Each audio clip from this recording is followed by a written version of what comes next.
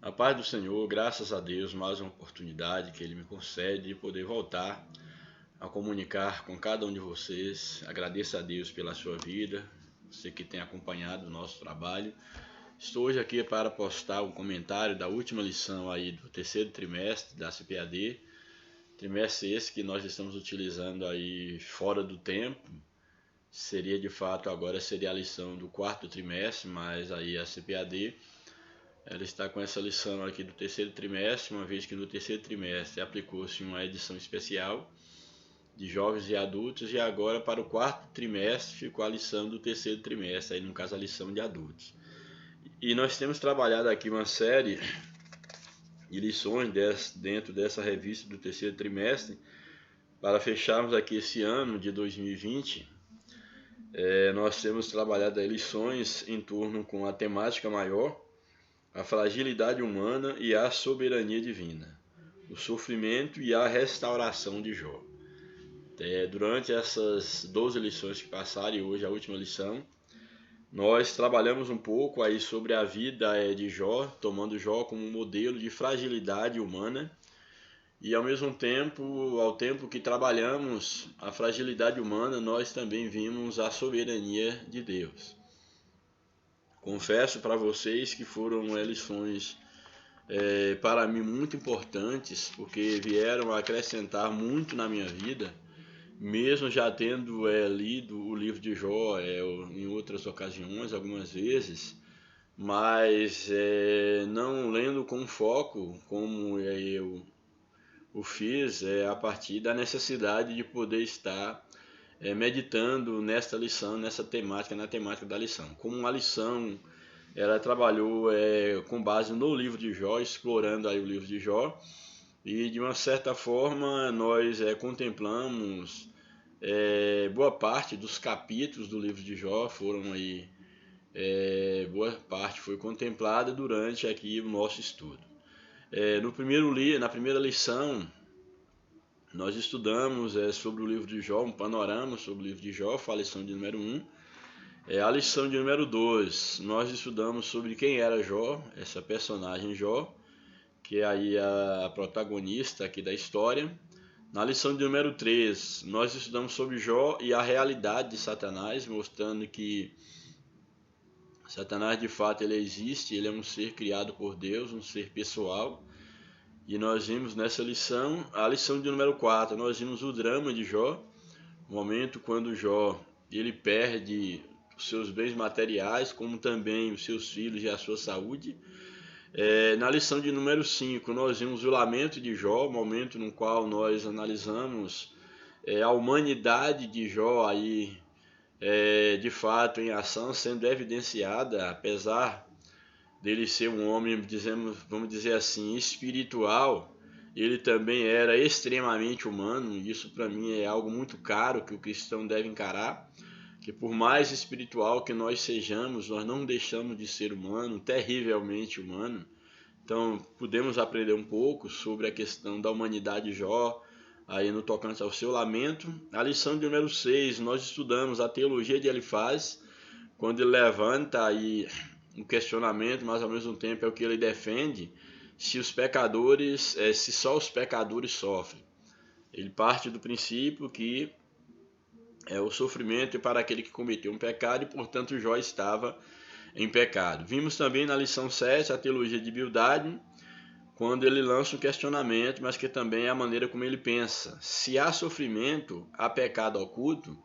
Então, segundo ele, Jó deveria confessar o seu pecado, porque se há sofrimento, porque alguma coisa de errado está acontecendo. Na lição de número 8, nós vimos a teologia de Zofar, quando ele faz o questionamento: o justo não passa por tribulação, deixando a entender que de fato aquele que é justo, se está passando por tribulação, é porque de fato a pessoa não é justa. A lição de número 9, nós estudamos Jó e a inescrutável sabedoria de Deus. Nesse momento aqui, quando há aí um questionamento aí dos amigos de Jó, levando Jó a entender que a sabedoria de Deus, ela é num caso inescrutável. O próprio Jó ele vai exatamente mostrar essa ideia aqui, quando aí do diálogo entre, no caso, seus amigos, mostrando que a sabedoria de Deus, não se pode prescrutar a sabedoria de Deus como se busca o ouro, a prata, no caso aí nas minas. A sabedoria de Deus é algo que está além. Jó passa isso para os seus amigos. Na lição de número 10, nós temos aí uma última defesa de Jó, que ele já vem se defendendo aí no discurso com os seus amigos. A lição de número 11 entra em cena a teologia de Eliú, essa quarta personagem que aparece na história, e a teologia dele é o sofrimento, é uma correção divina, era esse questionamento. Ele levantava exatamente que uma vez que Jó estava sofrendo é porque Deus estava o corrigindo. Ele difere um pouco dos seus amigos porque ele coloca a questão do caráter pedagógico do sofrimento, que Jó deveria aprender também com o sofrimento. A lição de número 12 foi a lição que nós vimos na semana passada, no caso a última postagem, quando Deus ele se revela ao homem. Aí nós vimos uma lição maravilhosa, quando Deus ele se revela a Jó, ele quebra o silêncio, o aparente silêncio de Deus, para poder então se revelar a Jó e para que Jó de fato ele pudesse se calar diante da justiça divina. E a lição de hoje é quando Deus restaura o justo. Vimos aqui a saga de Jó, desde a partir aí do terceiro capítulo, aí mais especificamente do quarto capítulo do livro de Jó, até aqui o capítulo de número 41. Temos aí Jó, todo esse sofrimento de Jó, e questionamento e debates de Jó, e finalmente agora no último capítulo, o capítulo 42 do livro de Jó, nós vamos estar estudando agora Deus restaurando a Jó, que é quando Deus restaura o justo. É uma lição muito rica, muito importante para nós fecharmos essa temática com chave de ouro.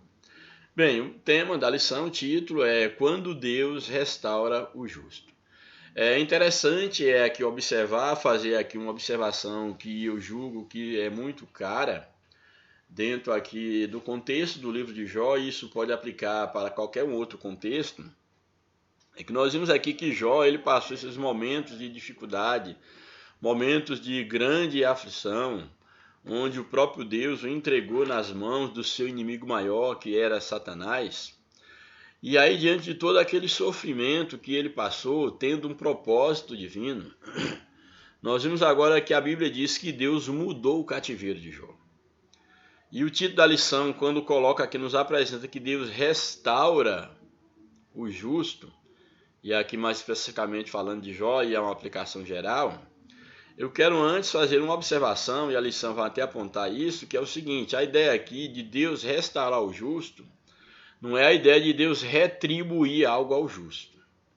Porque alguns podem pensar assim, não, mas Jó, por ser temente a Deus, por ser fiel, por mesmo diante da prova, ele não ter negado a Deus, ele ter calado a boca de Satanás, então Deus agora está retribuindo a Jó. Não é essa a ideia aqui do texto, como não é a ideia geral que se deve ter em relação ao tratamento de Deus com o homem e com o justo aqui, no sentido mais específico. Por quê?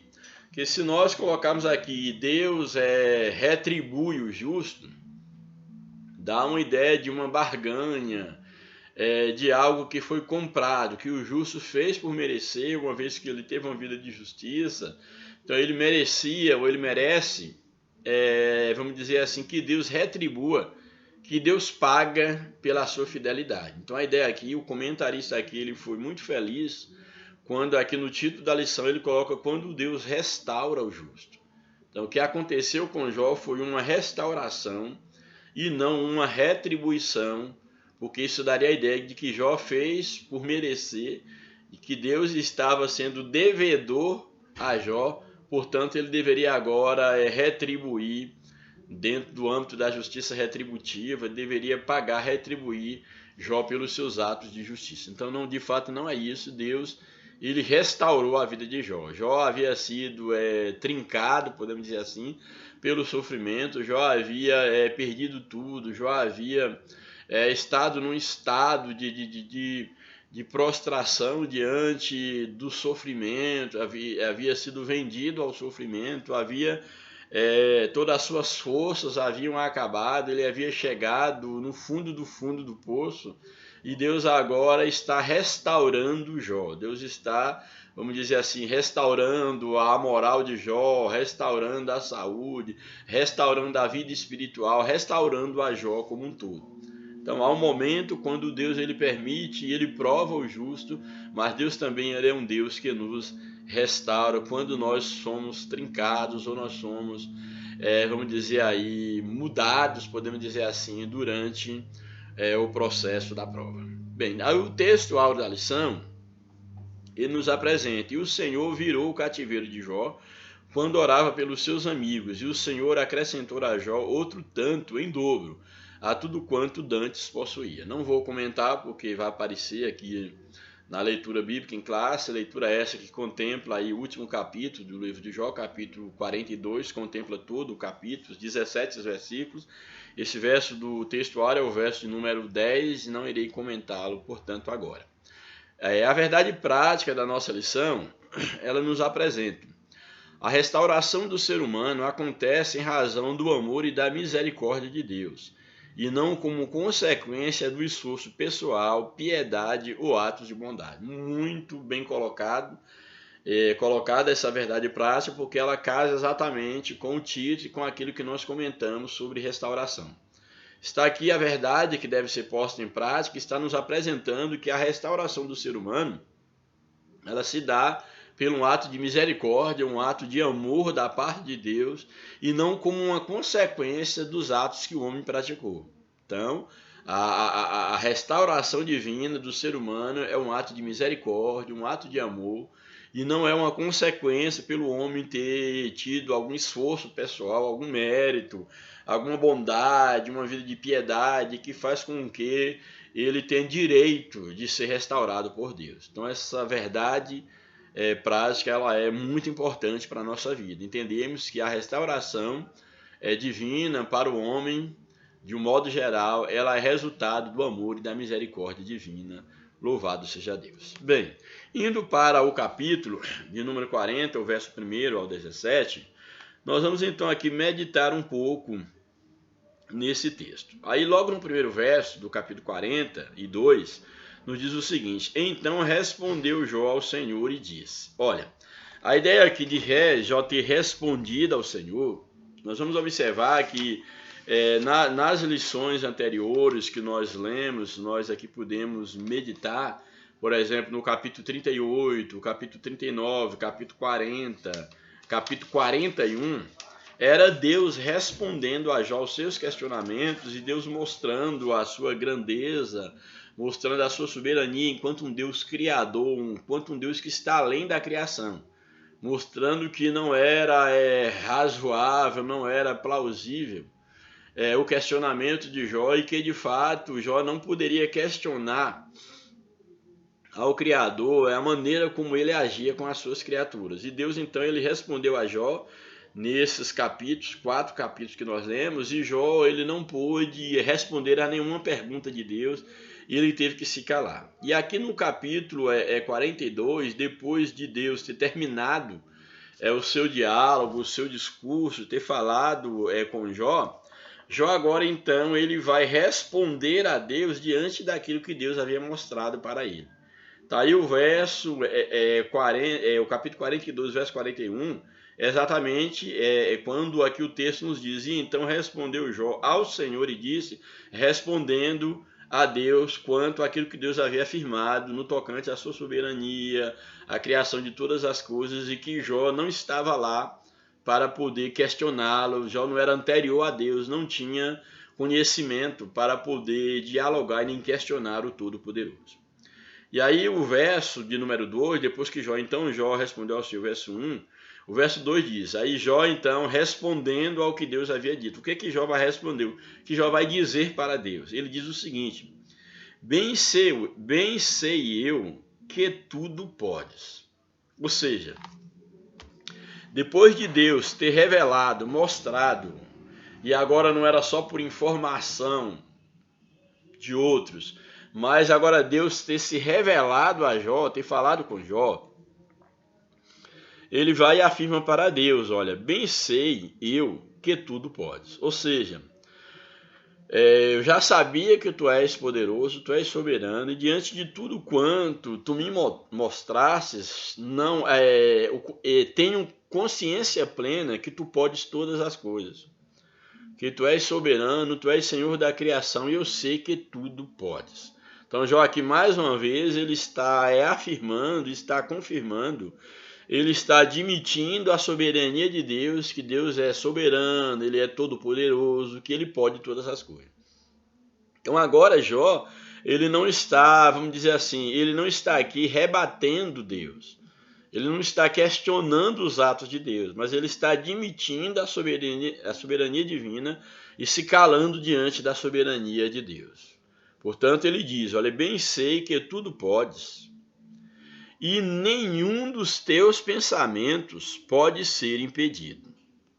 Ou seja, o que Jó está colocando aqui, quando ele diz, eu sei que tudo podes, e nenhum dos teus pensamentos pode ser impedido, podemos tomar pensamento aqui com um propósito.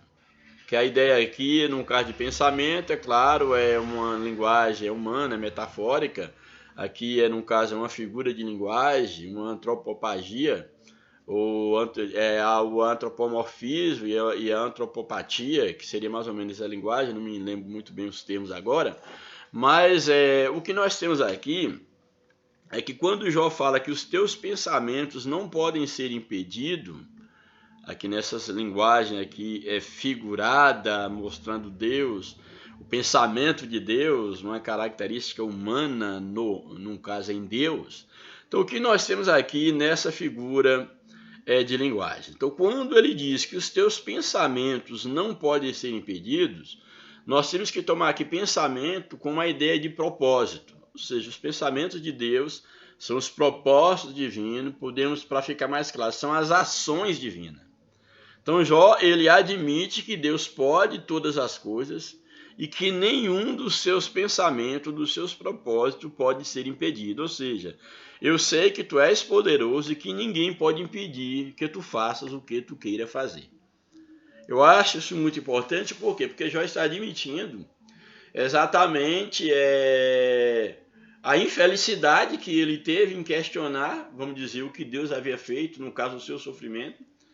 Ele foi infeliz em questionar e agora ele admite, ele verbaliza isso para Deus, que Deus de fato ele pode todas as coisas e que nenhum pensamento, nenhum propósito, nenhuma ação de Deus pode ser impedida pelo homem, admitindo a total soberania divina. Aí no verso de número 3, ele diz o seguinte, aí Jó, ele continua aí no caso, respondendo a Deus.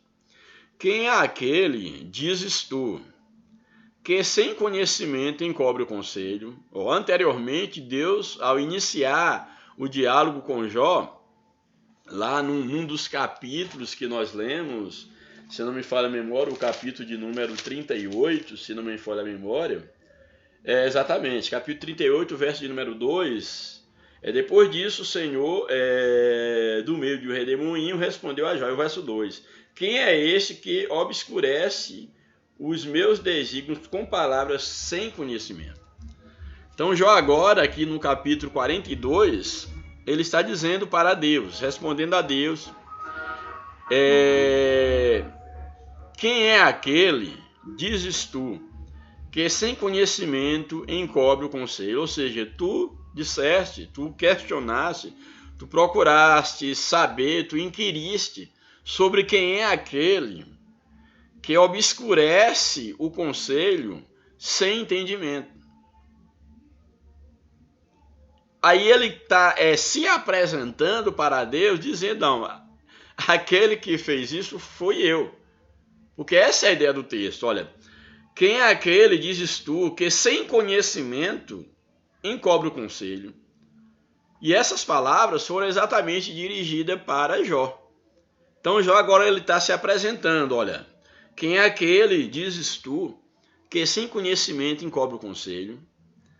Por isso, aí ele vai dizer, por isso falei do que não entendia, coisas que para mim eram maravilhosíssimas e que eu não compreendia. Ou seja, o que é que ele está dizendo aqui?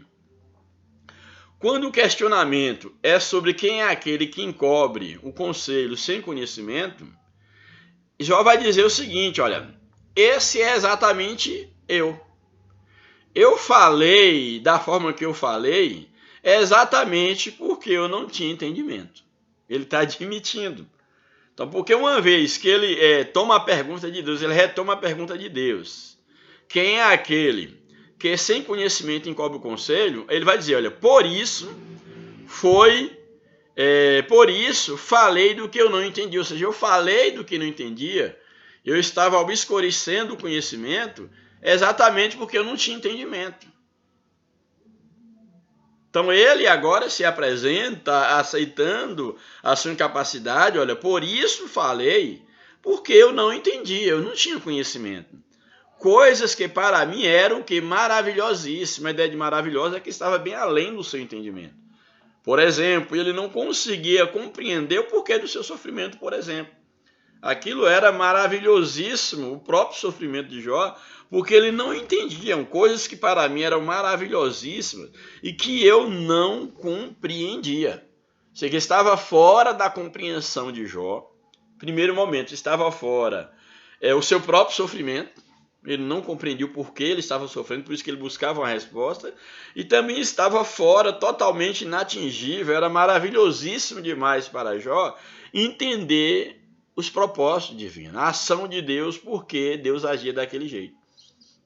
Porque ele viu o justo sofrendo, enquanto o ímpio estava, no caso, sem sofrimento. Alguns ímpios não tinham sofrimento. Então isso era o que Jó não entendia, e por isso que ele estava obscurecendo o conselho, porque lhe faltava entendimento. Essas coisas eram maravilhosas demais para ele. Ele está então admitindo a sua incapacidade. Aí o verso de número 4 eu acho fantástico, quando ele diz para Deus, escuta a mim, pois, e eu falarei. Deus havia chamado ele para o escutar que Deus haveria de falar com ele. Agora ele está respondendo a Deus. Ele diz que não tinha entendimento e ele prossegue, escuta a mim, pois, e eu falarei. Deus, o Senhor me escuta que eu vou falar. Aí ele diz o seguinte, olha o que Jó vai dizer para Deus. Eu te perguntarei e tu me ensinarás. Ele chama a Deus a atenção. Escuta-me, para Deus escutar, que ele vai falar. Eu te perguntarei, eu vou te perguntar para Deus, e tu ensina-me. Só que a pergunta de Jó, a fala de Jó, na verdade não é uma pergunta, é de fato uma rendição. É como se ele chamasse, Deus, me ouça agora que eu vou te perguntar alguma coisa. Mas, ao mesmo tempo, o que perguntar para Deus? Na verdade, ele queria desabafar. Na verdade, ele queria revelar o seu interior diante de Deus. Ele queria revelar a sua incapacidade de poder perguntar a Deus, de poder arguir com Deus. Tanto é que, na sequência do verso, apesar dele ter dito, escuta a mim, eu falarei, eu te perguntarei, e tu ensina-me. E eu acho interessante a ideia de perguntar, não é eu te perguntarei e tu vai me responder, mas ele coloca que tu ensina-me, que é algo um pouco diferente. Uma coisa é perguntar e alguém responder sim ou não, é claro que está dando uma informação, mas ele aqui coloca a ideia de ser ensinado por Deus. E aí o que ele vai dizer para Deus? Com o ouvir dos meus ouvidos, com o ouvir dos meus ouvidos ouvi. Algumas versões diz, eu te conhecia de ouvir falar. Uma versão seria mais clara e mais clássica. Então, com os ouvidos, eu ouvi sobre ti. Ou seja, eu te conhecia de ouvir falar. Mas agora te veem os meus olhos. Então, a primeira coisa que ele vai declarar para Deus de fato é dizendo o seguinte, olha, eu te conhecia de ouvir falar. Eu tinha muita informação teórica sobre ti. Porém, agora os meus olhos te veem. Olha, isso aqui para mim é algo tão importante, que nós podemos perceber aqui a diferença entre teorizar Deus entre conhecer sobre Deus e conhecer Deus. Eu penso que é uma das coisas mais importantes que nós devemos buscar na vida espiritual enquanto cristãos é exatamente um conhecimento de Deus e não sobre Deus. O que Jó está colocando aqui é exatamente quando ele diz, olha, escuta a mim, eu vou te falar. Eu te conhecia de ouvir falar, mas agora os meus olhos te veem. O nível de conhecimento que Jó tinha antes e o nível de conhecimento que ele tem agora não se pode comparar. Apesar de que Jó era um homem fiel, temente a Deus, desviava-se do mal, mas o conhecimento que ele tinha de Deus era um conhecimento teórico. E era um conhecimento teórico que dava a ele condição de ser um homem temente a Deus, desviar-se do mal, etc. Porém, na verdade, nós vamos perceber no decorrer desse texto que quando Jó, ou durante a prova de Jó, ele está sendo levado a ter um relacionamento de fato com Deus, saindo do nível da teoria, do discurso, e mesmo ele não percebendo, a sua visão, o seu olhar para Deus já estava sendo mudado. Ele já não era mais o mesmo lá do capítulo 1. Ele chega aqui no capítulo 42 já como um novo homem, com um novo conhecimento de Deus. Eu acho que isso é crucial na vida de qualquer cristão, de qualquer homem, mulher de Deus, qualquer obreiro, pastor, é experimentar um conhecimento de fato de Deus. Conhecimento esse que a teologia não pode ofertar. Conhecimento que a leitura não pode dar. É uma vivência com Deus. É uma vivência com Deus. E nós percebemos aqui o que Jó ele está apresentando é exatamente isso, olha. Eu te conhecia de ouvir falar, mas agora te veem os meus olhos. Ou seja, quando o homem, o cristão, ele chega nesse nível de conhecer Deus por uma experiência com Deus, uma experiência que não está escrita em livros, que ele não pode adquirir como se por uma transferência do seu pai, da sua mãe, do pastor, do padre, do guia, seja lá quem quer que seja. Quando ele passa a ter esse conhecimento experiencial com Deus, essa vivência com Deus, de fato ele atingirá uma maturidade espiritual que só alcança aqueles que passaram por essa experiência. E é exatamente o que Jó ele está colocando aqui. Eu te conhecia de ouvir falar, mas agora os meus olhos te veem. E depois que Jó, de fato, os seus olhos contemplam a Deus, depois que ele sai do campo do discurso, ele tem um novo olhar, tanto para si mesmo, como também para Deus. E nisso aqui eu chamo a tua atenção. Você só terá um olhar mais preciso, você terá um olhar mais, vamos dizer assim, correto sobre você mesmo e sobre Deus quando você tiver uma experiência com Deus. Muitas das vezes, e a Bíblia ensina que nós não devemos pensar de nós além do que devemos, muitas das vezes eu tenho um alto conceito de mim mesmo, um conceito diferente, não acertado. Muitas das vezes eu tenho um conceito sobre mim que não corresponde à verdade do que eu sou diante dos homens e do que eu sou diante de Deus. Como também eu tenho um conceito do que é Deus que não corresponde à verdade do que de fato Deus é. Então é necessário que nós tenhamos essa experiência, porque quando eu, na minha relação com a grandeza de Deus, com a soberania de Deus, eu consigo me enxergar, eu me importarei de maneira diferente em relação aos meus irmãos. Em primeiro lugar, nunca me importarei como superior a nenhum deles. nunca me importarei dessa forma.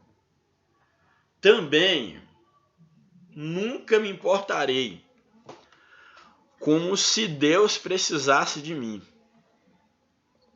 como se eu tivesse a palavra final, como se necessariamente as minhas decisões fossem as decisões divinas. Eu me importarei como alguém frágil, como alguém que tem que se calar e buscar e viver constantemente na dependência de Deus. Eu não entrarei pelo caminho do engano de achar que de uma maneira natural, que de uma maneira espontânea, que a minha vida, independente da graça de Deus, é uma vida só de acerto, que eu já consigo acertar, mesmo sem a direção divina. Não. Quando eu reconheço o meu lugar, quando eu me conheço diante da grandeza de Deus, eu vou me humilhar diante de Deus e me tornar totalmente dependente dele, que foi o que aconteceu com Jó. Olha o que Jó diz depois dessa expressão. Eu te conhecia de ouvir falar, mas agora os meus olhos te veem. Por isso, por esse conhecimento que eu tenho agora, conhecimento de quem eu sou, de qual é o meu lugar e quem tu és, ele diz o seguinte: por isso eu me abomino. Aqui na versão Jerusalém, diz, por isso eu retrato-me. A ideia de abominar, ele abominar a sua atitude. Porque ele, aos seus olhos, ele se achava justo. E ele estava questionando os atos de Deus. Então ele diz agora, por isso agora, como agora os meus olhos te veem, não é mais no campo do discurso, por isso eu de fato agora me conheço e eu me retrato diante de ti. Eu me abomino e me arrependo no pó e na cinza. Ou seja, olha, eu quero agora, nesse momento, eu me reconheço como um pecador, como indigno. Eu me retrato de tudo quanto eu falei. E eu faço isso arrependido no pó e na cinza. Bom seria que todos nós tivéssemos esse conhecimento de Deus, tivéssemos essa experiência com Deus, para nos prostrarmos como Jó diante de Deus e dizer, Senhor, eu me retrato diante de ti, eu me abomino, porque muitas das vezes eu achei que eu podia. Eu achei que eu era alguma coisa, que eu podia fazer e acontecer, que eu podia simplesmente decidir as coisas na minha vida, na vida do outro, na vida da igreja que eu lidero, porque eu achava que eu estava acima dos outros e que eu tinha direito de agir dessa e daquela maneira, sem consultar a tua soberania, sem me prostrar diante de ti, sem pedir de ti direção. Então Jó agora ele se prostra. Eu retrato-me diante de ti, me arrependo no pó e na cinza. Essa é agora a posição que Jó se encontrava, a maneira como Jó se colocava diante de Deus. E aí o verso, depois dessa humilhação de Jó, desse seu reconhecimento aí da sua pequenez, o verso 7.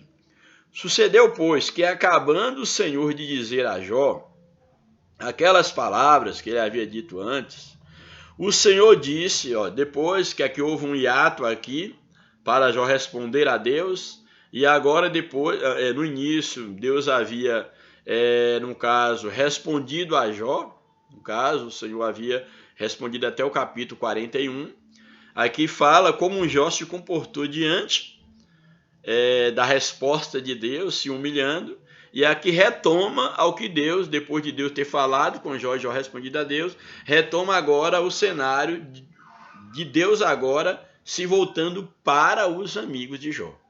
Então aqui é dois momentos. Há o momento de Deus falar com Jó e é um hiato para a resposta de Jó, e agora um momento que Deus então está falando com os seus amigos depois de Deus ter falado com Jó.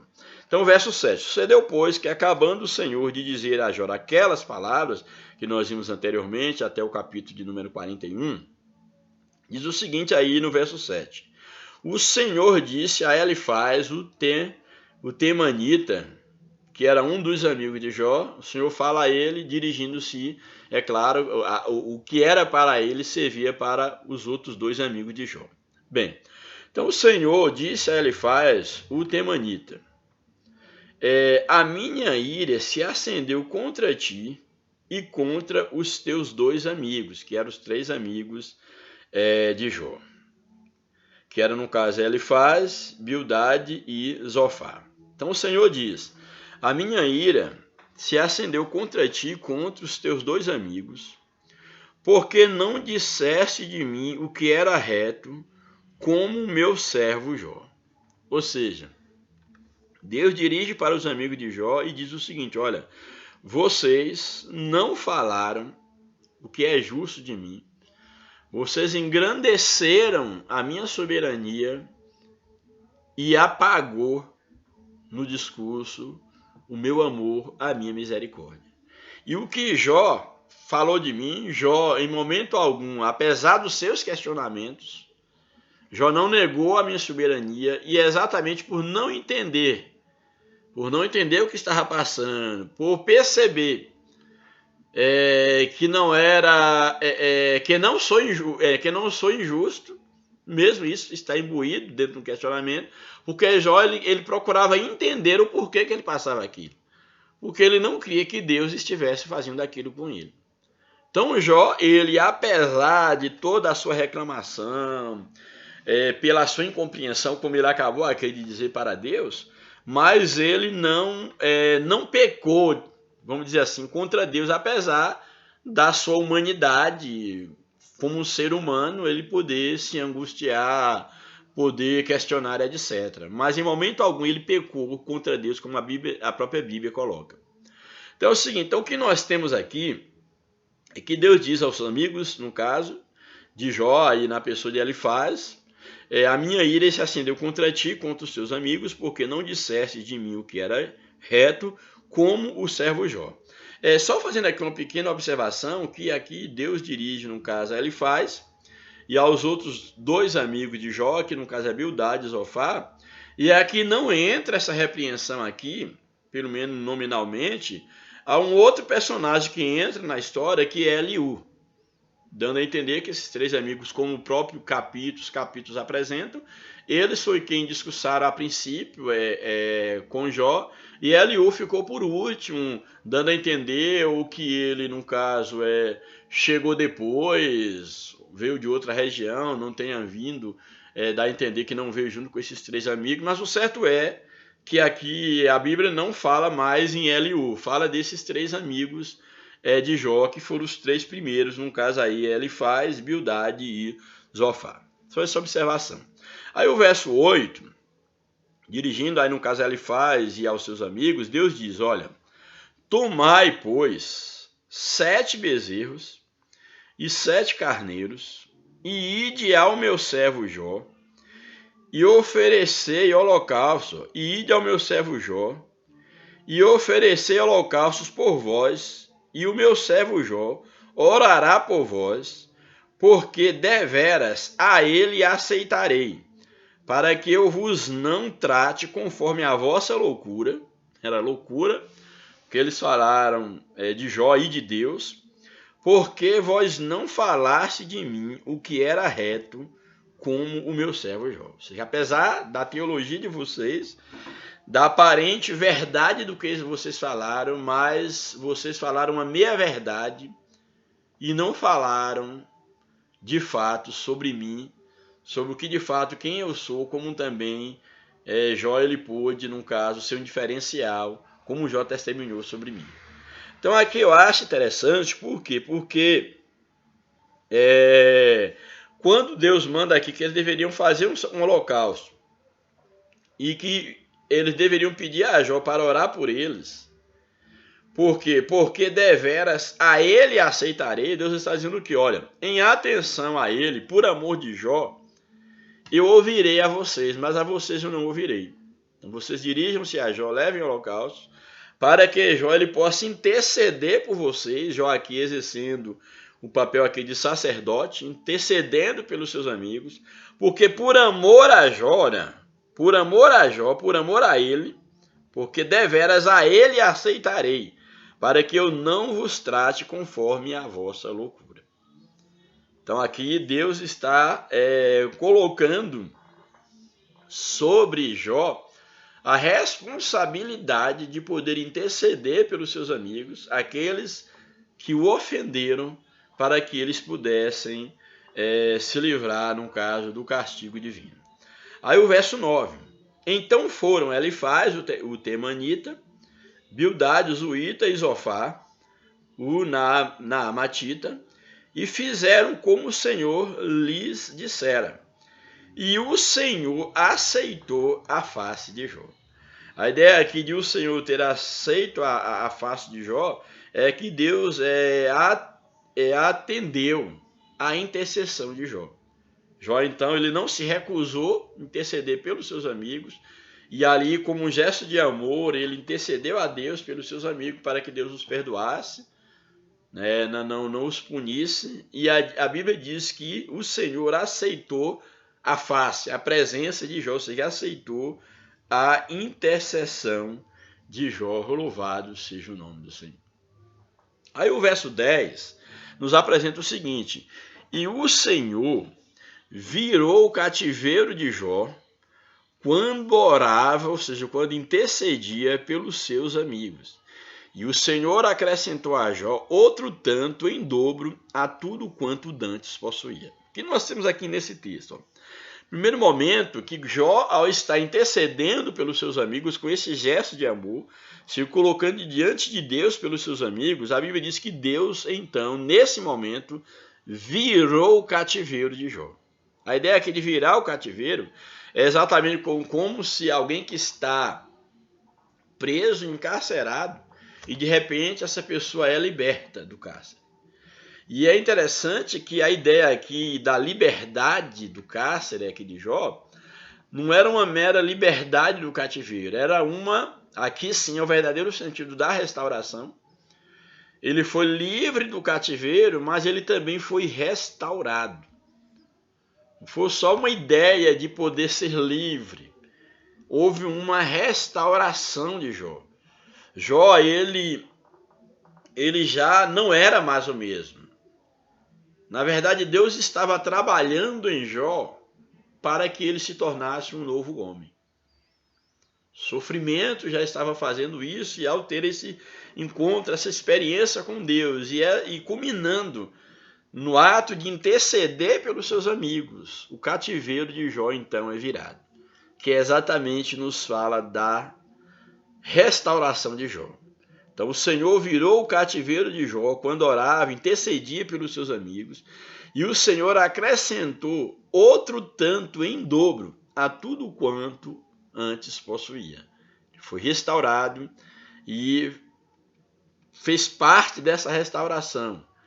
Não só ter os bens que ele tinha antes, mas ter em dobro aquilo que ele possuía. Aí o verso 11 diz o seguinte: então, uma vez que Deus estava virando o cativeiro de Jó, como é que isso se concretizou? Aí já traz a ideia da saúde dele sendo restaurada. Aí já de imediato a sua saúde é restaurada. E aí nós temos o seguinte: então vieram a ele todos os seus irmãos e todas as suas irmãs.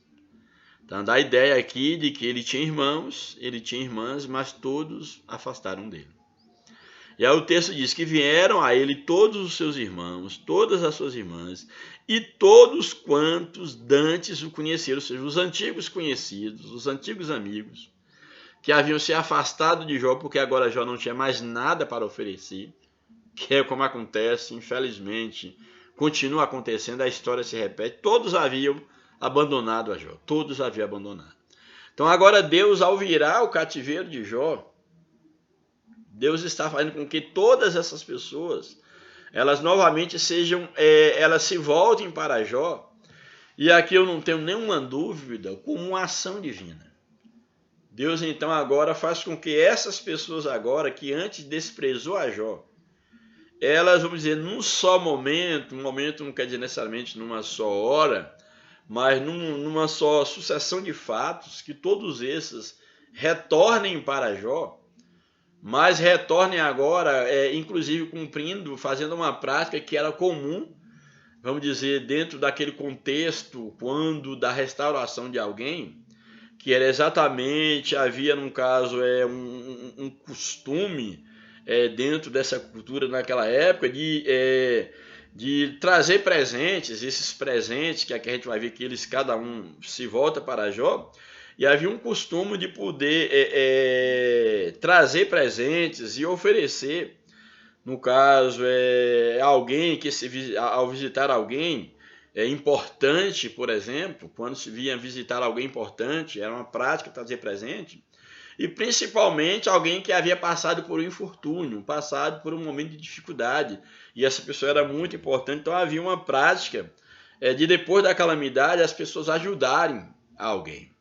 Mas é interessante que alguém pode questionar, não, mas isso aí já era uma prática comum. Mas apesar desse costume, isso aqui não foi uma prática comum. Por quê? Porque no momento quando Deus estava virando o cativeiro de Jó, Deus estava fazendo tudo isso para Jó. Estava dando saúde, estava trazendo os amigos, trazendo os parentes, tudo sendo conduzidos por uma ação divina. Quem informou aos amigos? Quem informou o momento da restauração de Jó, o momento da cura, do milagre? Quem tocou nos corações das pessoas? Foi exatamente Deus. Então Deus, agora virando o cativeiro de Jó, move o coração dos seus irmãos e irmãs, dos seus amigos, e todos eles que antes o conheceram, começaram agora, no caso, a procurar Jó. E aí a sequência do texto diz o seguinte: e se condoeram dele, da situação por ele ter perdido tudo, e consolaram de todo o mal que o Senhor havia lhe enviado. Ou seja, começaram a consolar Jó. Nós agora, no caso, nos condoemos pelo que você passou, pela enfermidade, pela perda de tudo, que dá a entender que esses parentes e amigos, todos eles haviam se afastado. Tanto é que agora eles vêm, por uma ação divina, eles procuram Jó agora para se condoer da situação que Jó havia passado. E aqui o próprio contexto dá a entender como se eles estivessem agora vivenciando esse momento de sofrimento, mas ao mesmo tempo sendo a chave de Deus para a restauração de Jó. Então eles se condoeram, cada um se condoeram de Jó pelo sofrimento, o mal que Deus havia, num caso, enviado sobre ele. E diz o texto: e cada um deles lhe deu uma peça de dinheiro. Eles não só condoeram, mas cada um deu uma soma de dinheiro. Peça aqui a ideia de uma soma, uma quantidade de dinheiro. E cada um pendente de ouro, um anel de ouro, eles deram naquele momento para Jó. Então imagina aqui, os irmãos de Jó, irmãs, os conhecidos, aqueles que o conheceram antes, e que não era pouca gente, era muita gente, que ele era um homem muito querido, muito poderoso, muito importante. E a ideia de presentear também, isso tinha muito a ver de acordo com a importância da pessoa. Então, nessas ocasiões de visitar alguém, e se depois de uma calamidade isso era ainda muito forte, era de acordo com a importância da pessoa. E acima de tudo, havia uma direção divina aqui. Eles então agora, cada um, começa a presentear a Jó, dando dinheiro, dando ouro, no caso aqui um pendente ou um anel de ouro. E aí o verso 12 diz o seguinte: e assim abençoou o Senhor o último estado de Jó. Então, a Bíblia aqui, nós temos um Jó antes da prova, ou um Jó, no caso, um Jó antes da prova, podemos colocar assim. Nós temos um Jó da prova e temos um Jó depois da prova. Então, aqui quando falo, quando o texto nos apresenta aqui o último estado de Jó, assim abençoou Deus o último estado de Jó, nós podemos perceber aqui pelo menos 3 estados de Jó. O primeiro estado, antes da prova, era um homem rico, próspero, grande ali no Oriente, um homem temente a Deus, era o primeiro estágio de Jó. O segundo estágio foi o pior da sua vida. Foi o estágio do sofrimento, de perder os bens, perder o filho, perder a saúde. segundo estágio. E agora inicia o terceiro estágio de Jó, que é o estágio da sua restauração. Então, como é o terceiro estágio de Jó? Eu não sei em qual estágio você está vivendo, se no primeiro, se no segundo, mas existe também um terceiro estágio nos propósitos divinos. Então, olha o que nos diz o texto em relação a esse terceiro e último estágio de Jó. E estágio, é claro, aqui na Terra, porque daí existe o último do último estágio, que é no mundo espiritual. Bem, então o que nós temos aqui? E assim abençoou o Senhor o último estado de Jó, mais do que o primeiro. Então, o último estado foi mais do que o primeiro. Qual era o primeiro? Era um homem rico, tinha muitos bens, propriedades, etc. Aqui fala que o último estado foi mais do que o primeiro, porque o segundo foi um estado de sofrimento, e um estágio também, podemos dizer assim. Bem, então o último estado, Deus abençoou mais do que o primeiro. Por quê? Porque diz o texto, porque teve 14.000 ovelhas. Ou seja, quando nós iniciamos o livro de Jó, lá no capítulo 1, nos apresenta Jó como um homem mais rico do Oriente, ele tendo 7.000 ovelhas. Agora diz que ele está com 14.000 ovelhas, o dobro de ovelhas. Também, agora é apresentado, antes ele tinha 3.000 camelos, agora é apresentado com 6.000 camelos, o dobro. Antes ele tinha 500 juntas de bois, agora ele tem 1.000 juntas de bois. Antes ele tinha 500 jumentas, agora ele tem 1.000 jumentas. Então tudo de bens materiais foi dado em dobro do que ele tinha. Então, se ele era rico, o homem mais rico do Oriente, quando no seu primeiro estado ou estágio, agora ele é riquíssimo no seu terceiro e último estágio. E, além disso, tem a soma de dinheiro e, no caso, as peças de ouro, anéis pendentes de ouro que ele havia ganhado dos seus amigos. E aí o verso 13 eu acho interessante, porque a Bíblia diz que Jó ele tinha 10 filhos, ele perdeu os 10 filhos. E agora aqui está dizendo no verso 13 a bênção dos filhos, e eu acho muito interessante isso aqui. Também teve 7 filhos e 3 filhas. Por que não o dobro? Exatamente porque aqui se trata de vidas humanas. É a primeira observação. Não é bens materiais. Aqui é vidas humanas. Então, ele tinha 10 filhos, Deus deu a ele 10 filhos. Uma outra observação é exatamente o que muitos defendem, é a questão da esperança que Jó tinha também, a gente pode colocar aqui na ressurreição. Na verdade, os seus filhos haviam morrido, mas não haviam perecido, não tinham sido aniquilados. Eles permaneciam existindo, no caso, no mundo espiritual. E eles não poderiam ser substituídos. Aqui os bois, no caso, aqui as ovelhas, o gado de Jó, o rebanho, eles poderiam ser substituídos e foram em dobro. Porém, os filhos de Jó, eles não poderiam ser substituídos como uma mercadoria.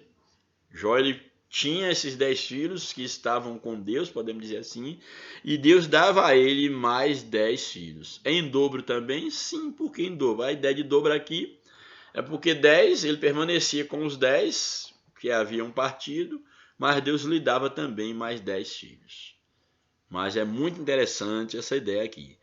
E é interessante também observarmos que a mulher de Jó, apesar de tê-lo questionado quanto à fidelidade a Deus, o texto não fala, mas a mulher, certamente, esses filhos, certamente foi da mulher de Jó. Deus abençoou o ventre dessa mulher. A Bíblia não fala em detalhe, alguns podem questionar ter sido por outra via, dentro daquele contexto histórico, mas a Bíblia não fala e a gente não pode arriscar. O que a Bíblia deixa bem clara é que a mulher de Jó, no caso, reclamou da sua fidelidade, mas não fala mais nada sobre ela. O que entra em cena aqui é que Deus dá 10 filhos a Jó.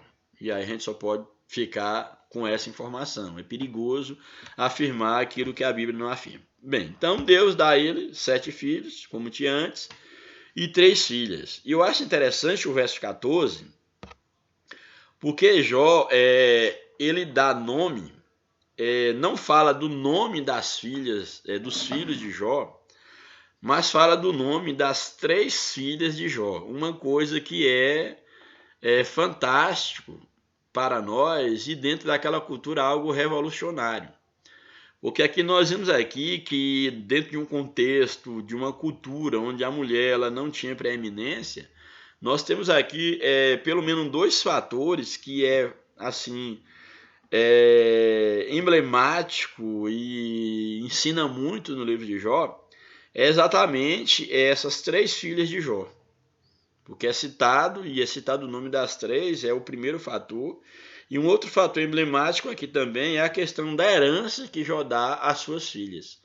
E dentro daquela cultura não era normal fazer isso, a não ser, e isso foi regularizado um pouco mais na frente na lei, quando, no caso, o chefe de família ele não tinha herdeiro homens.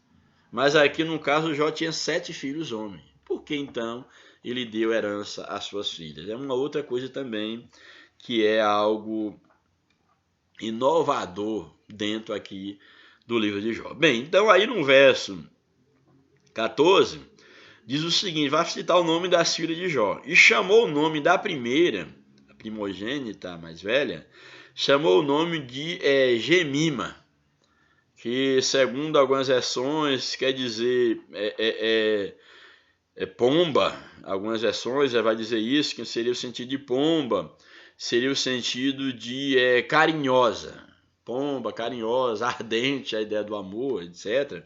Mas aqui a ideia de a primeira filha de Jó, uma das filhas de Jó, a primeira aqui, ele vai chamar exatamente de Gemima, que dá a ideia de pomba, de paz, de carinho. E eu acho isso muito importante, porque Jó ele está saindo de um momento de prova, de sofrimento. Deus restaura a sua saúde, restaura os seus bens, restaura os seus filhos. E uma das suas filhas, ele dá exatamente o nome de Gemima, ele dá o nome de pomba, dá o nome de carinho, que era exatamente tudo o que Jó precisava, depois de um sofrimento inigualável. A primeira filha carinhosa, podemos chamar assim, que era a Gemima. O nome da outra filha era Késia, que significa exatamente perfumada. E eu acho isso aqui tão importante. Por quê? Porque Jó, ele estava, antes da sua restauração, ele estava coberto de chagas, do corpo, dos pés até o alto da cabeça. E o mau cheiro era muito grande, que afastava as pessoas à sua volta. E agora, depois de restaurado, ele tem uma filha que ele coloca o nome de perfumada. A ideia do cheiro, do aroma, do agradável. Há uma filha, no caso a Gemima, ele coloca o nome de carinhosa, pomba, carinhosa, pureza. Que é a ideia do carinho que agora ele tinha dos seus filhos, dos seus amigos, dos seus parentes. Ele vivenciava isso. Há uma outra filha, ele coloca o nome de Késia, de aroma, de perfumada. Que é agora o novo Jó agora, que é agora o seu estado de pureza, no caso de poder respirar um ar puro. E a terceira filha, que era Querem-Apuque, ele vai exatamente, coloca o nome de olhos que brilham. Querem-Apuque significa olhos que brilham, ou seja, Jó estava, antes da sua restauração, em densa escuridão, no sentido moral, social, nas trevas nesse sentido. Ele já não podia mais erguer os seus olhos, ninguém mais o olhava, a luz dos seus olhos havia se apagado. A sua candeia estava como que apagada. E agora ele dá o nome a essa última filha, ou essa primeira filha, já que é a ideia aqui da mais velha para a mais nova, que é a sua caçula, ele dá o nome de olhos que brilham, o brilho da esperança, de uma nova vida, de uma nova fase da sua vida. É um novo Jó, um novo homem, uma nova vida, uma nova luz brilhando na vida de Jó. Eu acho isso aqui fantástico. Mesmo porque os nomes, dentro daquele contexto, os nomes falavam da identidade daquela pessoa. E também o nome falava da fase, do momento também, de um contexto vivo, real, em que os pais, em que a família, em que a situação no momento reinava no momento. Então isso é fantástico. Então Jó agora está aí com seus filhos, as suas filhas. O verso 15. E em toda a terra não se acharam mulheres tão formosas como as filhas de Jó.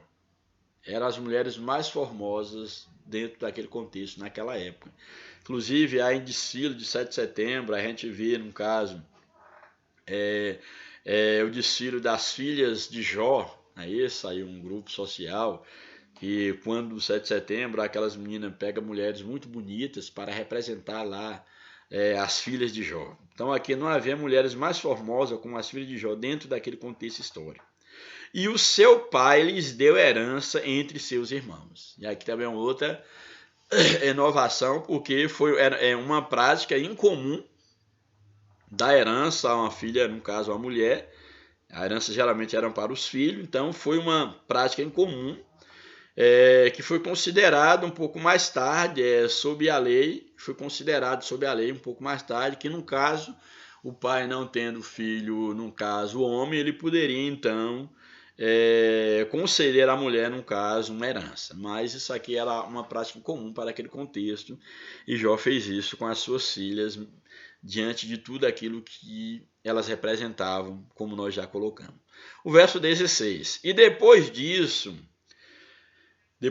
no caso, desse momento da nova vida, de restauração, agora, esse novo Jó diz o seguinte: e depois disso, depois que ele foi restaurado, viveu Jó 140 anos.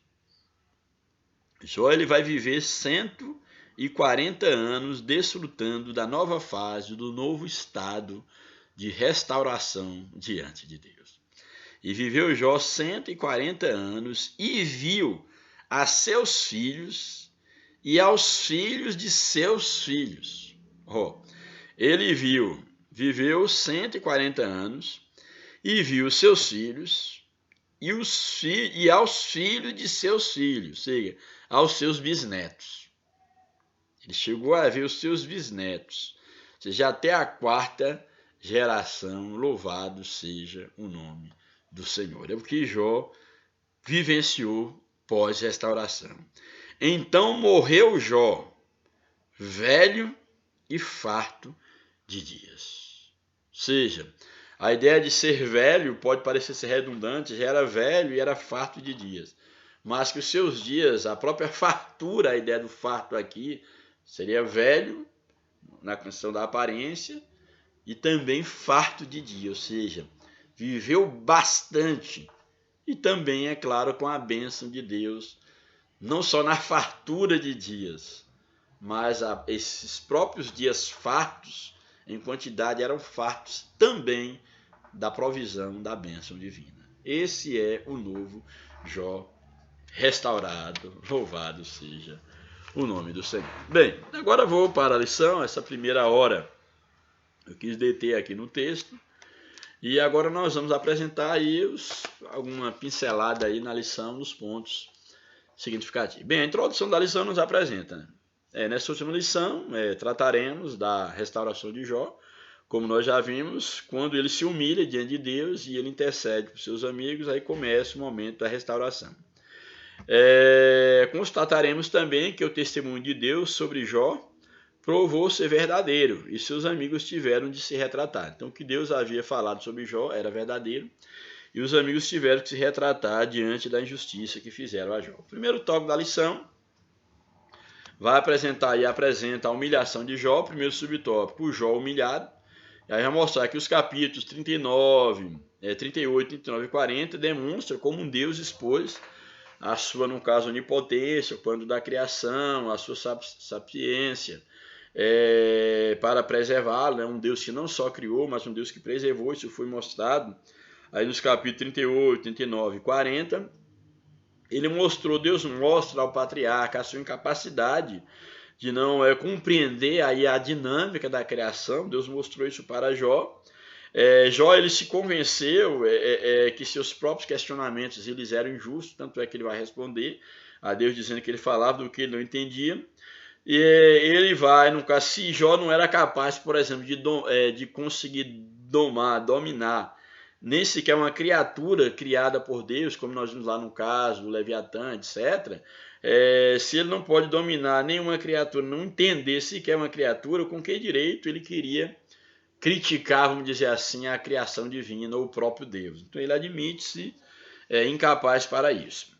O subtópico 2 fala da reverência e submissão, ou seja, diante da assombrosa visão da criação de Deus, Jó agora exclama: bem sei que tudo podes. Ele admite, e reconhece mais uma vez que Deus ele pode todas as coisas, e por isso ele vai admitir isso.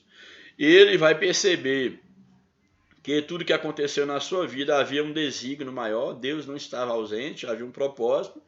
Portanto, para ele chega à conclusão que era uma tolice estar discutindo com Deus, questionando a sabedoria divina, e ele mesmo vai dizer isso nas palavras que nós lemos: quem é esse e aquele, como tu dizes, que sem conhecimento encobre o conselho? Ele vai dizer: por isso que eu falei, porque eu não tinha conhecimento. E aí, no caso, quando Jó retoma essa censura de Deus, Jó vai exatamente demonstrar que não vê mais injustiça alguma em Deus, mas na verdade ele falou de coisas que não deveria estar falando. Ele admite então que Deus, no caso, não é injusto, ele que foi presunçoso, ele admite a sua presunção, ele, no caso, não conhecia os propósitos divinos e agora ele está arrependido. Aí o tópico 3 é uma experiência viva com Deus. A postura de Jó diante de Deus vai mudar drasticamente depois dessa experiência com Deus. Ele ainda continua a se dirigir a ele, no caso a Deus, ele continua o diálogo com Deus, porém agora de uma forma totalmente diferente do que ele fazia anteriormente. Ele muda a sua postura. Agora a sua atitude é uma atitude de humildade, de reflexão, de uma experiência vivida com Deus, não mais apenas na teoria. Então ele vai exatamente dizer isso: olha, com os ouvidos eu ouvi falar de ti, mas agora os meus olhos me veem. Então para Jó, Deus era conhecido apenas de ouvido, mas agora o patriarca viu o Criador. Essa experiência mudou a sua forma de ser. Então, quando Deus nos faz enxergar a nós mesmos e a Ele mesmo, nós nunca mais seremos o mesmo. Que todos nós tenhamos essa experiência com Deus. Então, aqui, segundo o teólogo Roy Zucchi, Jó possuía um conhecimento de Deus apenas por tradição, ou seja, um conhecimento de segunda, de terceira mão. Porém, agora ele tinha um conhecimento pessoal com Deus, a sua experiência que mudou a sua vida. Então, não podemos nos contentar com um conhecimento teórico acerca de Deus. Ou seja, eu não posso me contentar com um conhecimento apenas teológico, um conhecimento apenas que meu pastor passou para mim, que os meus pais passaram, sem ter de fato a minha experiência com Deus. Então, não posso me conformar sem um cristão que anda à luz do meu pastor, à luz, no caso, do meu guia, do meu pai, da minha mãe. Eu tenho que buscar a minha experiência com Deus, que foi o que Jó teve. Quando temos experiências vivas com o Altíssimo, renunciamos os nossos achismos, confessamos nossa miséria no pó e na cinza, como Jó fez. Rejeitamos o nosso orgulho e rebeldia. Deus é glorificado em todas as áreas da nossa vida. Louvado seja o nome do Senhor. Aí o segundo tópico da lição é a intercessão de Jó. A ira de Deus, após ter se dirigido a Jó, a ira de Deus, o primeiro subtópico. Após ter se dirigido a Jó, o Senhor volta-se para Elifaz, o temita, que aí, no caso, Deus falando sobre o erro que eles praticaram. A minha ira se acendeu contra ti, como nós já lemos, e contra os seus amigos, porque não disseste de mim o que era justo como meu servo. Essas palavras dizem muito sobre o conteúdo teológico do livro de Jó. Demonstram que as exposições feitas pelos seus amigos não eram todas verdadeiras. Então, apesar deles falarem verdade sobre Deus, mas as exposições não eram verdadeiras, pois eles partiram de uma premissa falsa. Eles criaram ali um silogismo para tentar explicar o sofrimento de Jó. Porém, a premissa, no caso, uma das premissas eram falsas. Quais eram as premissas? Tinha-se, por exemplo, uma premissa maior. A premissa maior, já que o silogismo ele é composto de uma premissa maior, uma menor e uma conclusão, e se tiver problema em uma das premissas, a conclusão também será falsa. Portanto, uma das premissas não era verdadeira, então eles partiam de premissas falsas. Apesar que em verdade em parte, mas se uma dessas premissas é falsa, o silogismo ele é também falso. A conclusão será falsa. Então, qual era a premissa que ele partia? Partia de uma premissa maior, que o ímpio sofre. Era a sua premissa maior. O ímpio, mais cedo ou mais tarde, ele vai sofrer, sim. Deus vai punir o ímpio, sim. Ele partia da premissa que o ímpio sofre. Era uma premissa maior. Qual era a premissa menor? Jó está sofrendo. Uma premissa menor. O ímpio sofre, Jó está sofrendo. Logo, chega à conclusão que Jó é um ímpio. Porém, todo mundo que sofre é ímpio, já é uma premissa falsa. Jó estava sofrendo, sim. Mas todo mundo que sofre é ímpio, essa premissa maior é verdadeira? Não. Porque há pessoas que sofrem mesmo não sendo ímpio. Então, uma vez que a premissa ela é falsa, a premissa maior, em dizer que todo mundo que sofre é ímpio, todo ímpio sofre. Jó está sofrendo. Logo, Jó é um ímpio. Silogismo aparentemente perfeito. Porém, nós temos um problema na premissa. Que nem todo mundo que sofre é ímpio. Todos que sofrem são ímpios. Será? Todos que sofrem são ímpios. Premissa maior. Jó está sofrendo.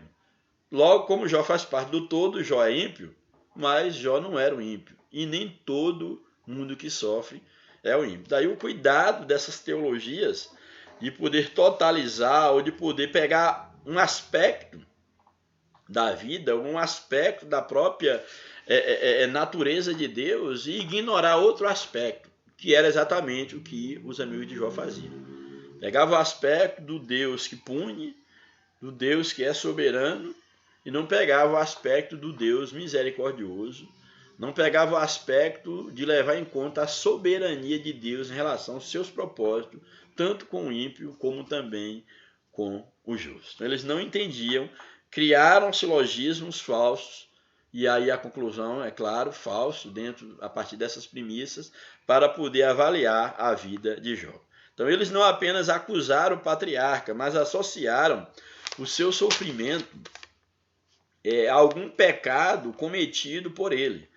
Jó havia se humilhado, agora Jó havia se humilhado diante de Deus, mas não do que eles o acusavam. Jó não estava se humilhando porque havia pecado, mas Jó estava se humilhando porque ele falava de coisa que ele não entendia, ele queria uma explicação do porquê, e ele achava que havia sido abandonado por Deus. Ele humilhou-se a respeito de suas falas precipitadas que revelavam orgulho e a falta de bom senso. Em outras palavras, ele errou durante o seu sofrimento, mas não por conta de pecados cometidos antes do atual sofrimento. Ele errou sim, mas não porque ele havia pecado e estava no sofrimento. Ele errou por não entender o porquê estava sofrendo e não porque havia errado antes. Subtópico 2, o pecado dos amigos de Jó. Representado por Elifaz, o mais velho, no caso, o pecado dos amigos de Jó foi evidenciado. Deus chama o mais velho como representante dos demais. Eles pecaram, os amigos de Jó, o pecado foi evidente. Qual era o pecado deles? Exaltar a justiça divina, mas limitar o poder soberano de Deus. Quer dizer, exaltou a justiça de Deus, mas limitou a soberania de Deus apenas a castigar e não ao amor e também à sua misericórdia. Para eles, todo o sofrimento devia ser uma consequência de um juízo divino, como resposta por um pecado praticado. Como o livro de Jó demonstra, quando, dentro dos propósitos divinos, o sofrimento é uma manifestação de amor e graça e não uma forma de punição. Então, dentro dos propósitos divinos, o amor de Deus pode se manifestar por meio do sofrimento. E não necessariamente todo sofrimento é uma punição, como pensavam os amigos de Jó. Paulo corrobora com isso, ou seja, confirma isso, esse princípio quando diz que nos foi dado, nos foi concedida a graça de padecermos por Cristo e não apenas de crermos nele. Então, nós somos agraciados por Deus com a força, não só para quem é em Cristo, mas também para sofrer por amor a Cristo. Nisso, os amigos de Jó pecaram e por isso precisavam da intercessão de Jó. Terceiro subtópico, a oração de Jó. Deus dirige-se aos amigos de Jó, aconselha-os a irem ao patriarca para que eles orassem por eles. E aí Jó vai então interceder pelos seus amigos. Esse episódio mostra que uma teologia errada, no caso dos amigos de Jó, vai mostrar exatamente que esse episódio mostra que uma teologia errada evidentemente conduz a uma crença igualmente equivocada. Os amigos de Jó defenderam Deus de forma enérgica e sincera, porém errada. E agora eles precisam da oração. Então a teologia errada pode levar exatamente a conclusões erradas. Apesar no caso dos amigos de Jó serem sinceros, enérgicos na forma de defender Deus, mas eles estavam errados. E aí precisava da intercessão de Jó. O sofrimento do patriarca não veio como uma punição, mas como uma provação. A fidelidade de Jó foi provada por Deus e ele foi aprovado pelo Criador, pois continuava íntegro no seu caráter reto, conforme a sua humilhação demonstrou. E agora, no caso, mais uma vez, esse homem que outrora foi acusado de pecado pelos seus amigos, agora ele vai exatamente demonstrar o seu amor orando pelos seus amigos. Então, mostra exatamente o temor, a fidelidade de Deus e de Jó, no caso a Deus, que mesmo ali, no caso, em ruínas, mesmo ter passado por toda aquela situação, ele ainda não havia sido restaurado e o início da restauração dele começa exatamente no momento quando ele, como um sacerdote, mesmo estando naquele estado, ele vai interceder pelos seus amigos. A Bíblia diz que no momento, quando Jó intercede pelos seus amigos, Deus começa a virar o seu cativeiro, já dando ideia da cura e da restauração em todas as áreas da sua vida. E aí o último tópico, o tópico 3, que é a restauração de Jó. Primeiro nível de restauração moral e espiritual. Ou seja, moral, porque Jó agora ele recupera o respeito no aspecto moral, e espiritual, porque sua visão agora de Deus é totalmente modificada, a visão que ele passa a ter de Deus. Então ele tem uma restauração não só quanto ao seu estado moral, respeito, mas como também a sua visão no mundo espiritual. A restauração de Jó acontece primeiramente nas dimensões moral e espiritual. Convém destacar que as bênçãos recebidas por ele devem ser vistas como uma restauração e não como uma retribuição, como nós falamos. Essas bênçãos eram a ideia de uma restauração, não Deus pagando alguma coisa a Jó. Não há uma teologia da retribuição no livro de Jó, onde o ímpio é sempre punido e o justo é sempre recompensado. Essa não é a teologia no livro de Jó. A mensagem de Jó é diretamente oposta a esse princípio. A lição moral e espiritual do livro é que Deus abençoa os homens porque os ama, e não porque estão envolvidos numa troca de favores, em que prevalece uma barganha espiritual. Então Deus abençoa o homem, ou pune o homem porque o ama, e não por interesses secundários, podemos dizer assim. Aí vem então um outro aspecto da restauração, a restauração social e material. Ele restaurou moralmente, agora ele era um homem respeitado. A ideia da restauração moral, espiritual, a ideia da sua visão agora de Deus, os olhos espirituais estavam mais abertos, podemos dizer assim, e a restauração social era a posição que ele havia perdido, agora ele assume novamente na sociedade de uma forma bem mais acentuada. Então, uma restauração social e também material para os seus bens que ele havia perdido. Então, a restauração de Jó também aconteceu na dimensão social e material. As calamidades que sobrevieram sobre ele, especialmente suas feridas físicas e emocionais, o expulsaram do convívio social. Ele suportou sozinho o que pensava ser um julgamento de Deus, mas agora todos veem a graça divina derramada de forma abundante sobre ele. Era, portanto, a hora de voltar ao convívio social, desfrutar de tudo o que o Senhor lhe deu, pois o Senhor acrescentou a Jó outro tanto em dobro a tudo quanto este possuía. A restauração que o Senhor Jesus fez na vida do ser humano leva em conta toda a dimensão da vida. Ele restaura a vida espiritual, moral, social e material, trazendo dignidade ao homem que teve, por meio da graça divina, a imagem de Deus restaurada. Então Deus restaurou Jó no aspecto espiritual, moral, social, material. Deus trouxe a dignidade à vida de Jó. Jó agora é um novo homem. E a lição aqui fecha apresentando que da mesma forma como um Deus fez com Jó, quando o homem tem um encontro com Deus, ele experimenta uma total restauração. Deus está nos restaurando espiritualmente, moralmente, socialmente, materialmente também. Deus restaura o homem. Exatamente o que? Trazendo a dignidade ao homem, que por meio da graça de Cristo, ele teve em primeiro lugar e acima de tudo, restaurada a imagem e a semelhança de Deus. Então, da mesma forma como Deus, ele provou Jó, ele esteve durante a provação de Jó, provando e estando na provação. Deus agora se manifestou a Jó, restaurando, transformando no novo homem. E da mesma forma, Deus ele pode trabalhar na minha vida e na tua vida, quando ele nos permite passar por estágios, experimentar momentos que muitas das vezes nós não entendemos, mas que nós devemos descansar na providência divina. Louvado seja Deus. E aí, a conclusão da lição nos apresenta. Chegamos ao final de mais um trimestre e aprendemos que nem sempre os ímpios são punidos e nem sempre os justos são recompensados, mas Deus julga os perversos e abençoa os justos, pois todos fazem parte de um universo governado por leis e princípios morais. Todavia, isso não é tudo. Deus é soberano e pode atuar fora das linhas que habitualmente acreditamos que ele opera. Isso aqui é muito interessante.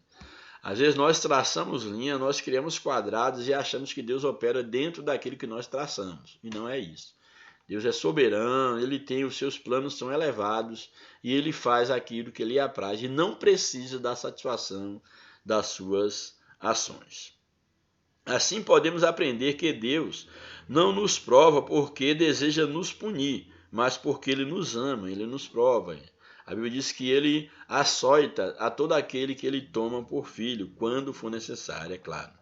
Ele deseja demonstrar ao seu adversário, o diabo, que os homens podem servi-lo sinceramente, sem uma relação de troca. Jó provou que o diabo estava errado e que Deus esteve sempre certo. Louvado seja o nome do Senhor. Que Deus nos abençoe, que o Senhor derrame a sua graça sobre nossas vidas, que você tenha uma vida abençoada por Deus, que o Senhor venha restaurar todos os âmbitos, todos os ângulos da sua vida, que você tenha aí um feliz Natal, que você tenha aí um ano cheio da presença de Deus, que o Senhor ele possa estar guiando a tua vida em momentos tão difíceis como nós passamos este ano, momento quando muitos perderam aí entes queridos, muitos estão vivendo aí um isolamento, não apenas social, mas um isolamento dos seus sonhos, um isolamento da vida até, do mundo, da existência, no sentido de muitos têm perdido até o prazer, a alegria, a esperança de viver. Mas nesse momento eu quero orar com você, para nós encerrarmos esse trimestre, encerrarmos esse ano, pedindo a bênção de Deus sobre a tua vida. Se possível, curva a tua cabeça, faça a tua oração ao Senhor. Deus Pai, te damos graças, Senhor, pela oportunidade que Tu nos concedeste, ó Deus, de mais uma vez estarmos diante da Tua presença. Eu te agradeço, Senhor, por mais essa lição e por esse trimestre que nós estamos encerrando. Por essa série de lições, Senhor, que falaram ao nosso coração, de nós podemos aprender aí sobre a vida, seu sofrimento de Jó, como também a sua restauração. Ó Deus, nesse momento eu peço a Ti em favor de cada um dos Seus filhos, das Suas filhas que estão nos acompanhando nesse momento. Senhor, que a Tua bênção, Pai, esteja sobre cada lar, sobre cada família. Eu te peço em favor do Teu filho, da Tua filha, Senhor, mesmo aqueles que estão distantes dos Teus caminhos, ou que ainda não tiveram encontro contigo. Que eles possam receber o maior presente neste momento, Pai. Nesse momento de comemoração, de festas natalinas, que eles recebam, Pai, a Tua graça, a Tua presença, a Tua vida nas suas vidas. Senhor, venha restaurar o sonho daqueles que pararam de sonhar, aqueles que estão envoltos, ó Pai, em medo, em um isolamento, Senhor, social, espiritual. Ó Deus, que cada um, Senhor amado, possa, Senhor, ver uma luz no fim do túnel. Ó Deus, eu te peço, abençoa essa família, se que está enlutada, Senhor, venha, Senhor, trazer conforto ao coração. A esse que está enfermo, Senhor, libera agora, Senhor, no teu nome eu declaro, Senhor, e te peço, Senhor, em teu nome, que tu venha restaurar a saúde daquele que se encontra enfermo nesse instante. E todo mal, Senhor, que toda enfermidade seja agora repreendida no poder do teu nome, Jesus. Aquele que está fraco e que possa receber ânimo para continuar na caminhada. Aquele que está distante dos teus caminhos, Senhor, que possa voltar, Senhor, possa firmar uma aliança contigo e possa passar a andar contigo, a ser guiado por ti. Aquele que está enfrentando um sofrimento, mas que não consegue entender, que pensa como Jó, que está sozinho, que foi abandonado por ti, que ele possa sentir, que ela possa sentir-se abraçada por ti neste momento. Ó Deus, eu te peço, restaura as forças, as energias, Senhor. Restaura, Senhor, o vigor de cada um, traz cura divina, Senhor. Vem repreender a enfermidade, vem restaurar a família, vem restaurar lares, vem restaurar sonhos, vem restaurar ministérios, Senhor, propósitos, Senhor, vocação. Deus, que nós possamos receber de ti, Senhor, força para prosseguir. Que os nossos olhos espirituais sejam abertos, ó Pai, diante de Ti, diante da grandeza da Tua santidade, do Teu amor, da Tua misericórdia. Que possamos entender quem somos, Senhor, da nossa dependência de Ti. Que nesse momento a Tua paz, Senhor, que nesse momento o Teu consolo, a alegria do Teu Espírito esteja invadindo esse coração, esta vida, neste momento, ó Pai. E nós, Senhor, nós ministramos uma bênção especial sobre cada vida, sobre cada lar, cada família, a bênção da saúde, da prosperidade espiritual, financeira. Dê, Senhor, abra as portas do emprego, aquele que está desempregado, Senhor, venha restaurar esse lar, essa família, esse casamento, esse noivado, esse namoro. Senhor amado, venha, Senhor, acima de tudo, restaurar a nossa comunhão contigo, ó Pai. Te peço nesse momento que o próximo ano, que esse final de ano, o próximo ano 2021, seja um ano cheio da Tua presença. Também eu te peço em favor, Senhor, da nossa nação, Senhor, do nosso país, Senhor, e deste mundo. Senhor, venha nos perdoar, Senhor. Venha afastar esse mal que tem nos abatido, Senhor. Venha afastar este mal e que nós possamos nos voltar para Ti, que sejamos sarados. Senhor, nós te agradecemos por tudo, Pai, porque Tu és o nosso Deus, Tu és soberano e diante de Ti nós nos curvamos. Em nome de Jesus, obrigado por tudo. Amém. Que Deus os abençoe, em nome de Jesus, um grande abraço, receba o meu abraço, meu carinho. Orem por mim para que Deus continue me dando graça para poder estar continuando com esse ministério muito árduo, às vezes incompreendido por muitos, não valorizado por uma grande maioria, mas você que tem acompanhado o nosso trabalho, continua acompanhando. Se possível, compartilhe os nossos vídeos. Falo isso sem nenhum orgulho, sem nenhuma segunda intenção, mas seja um propagador da palavra de Deus. Levem outros a terem a experiência que você tem tido, você que é fiel aí na assistência, em assistir os nossos vídeos. Levem outros a assistirem, a compartilhem. Seja um multiplicador no sentido de levarem outros a se inscrever no nosso canal para que mais pessoas sejam alcançadas com a mensagem do Evangelho. Que Deus nos abençoe, um grande abraço, mais uma vez um Feliz Natal e um ano de 2021 cheio da presença de Deus. Que Deus nos abençoe, em nome de Jesus. Obrigado por tudo. Amém.